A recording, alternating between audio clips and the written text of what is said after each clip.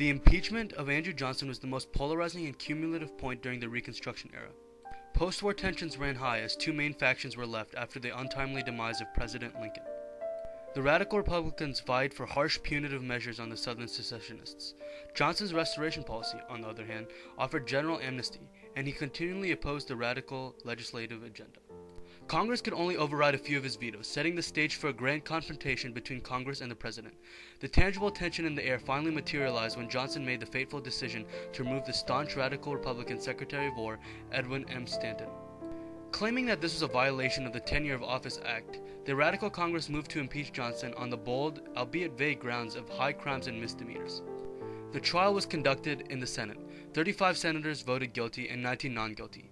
As per the Constitution, a two-thirds majority was required for conviction. The Congress was merely one vote away from successfully impeaching President Johnson.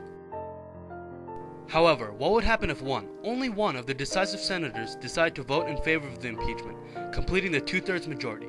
In this case, Johnson would be successfully impeached, and the next in line to assume the role of the presidency would be the President Pro Tempore of the United States Senate, Benjamin Wade.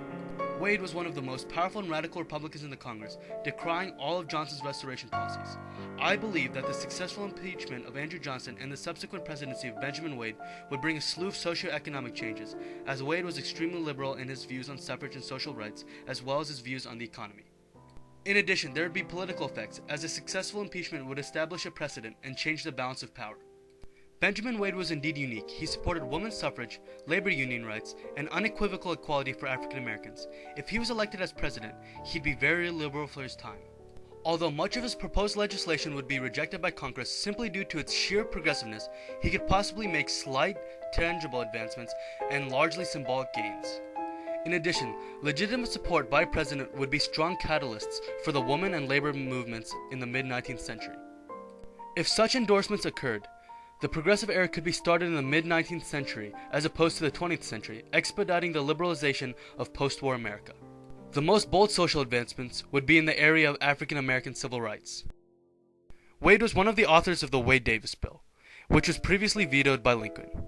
If he assumed presidency, he could possibly reenact it, requiring a majority of allegiance pledges by the South. Reconstruction would be carried out viciously and without compromise for the Southerners. In addition, he could impose other social verdicts in the South, like integrated schools and universal recruitment of blacks in the army. Wade would probably completely empower the Freedmen's Bureau and the Civil Rights Bills.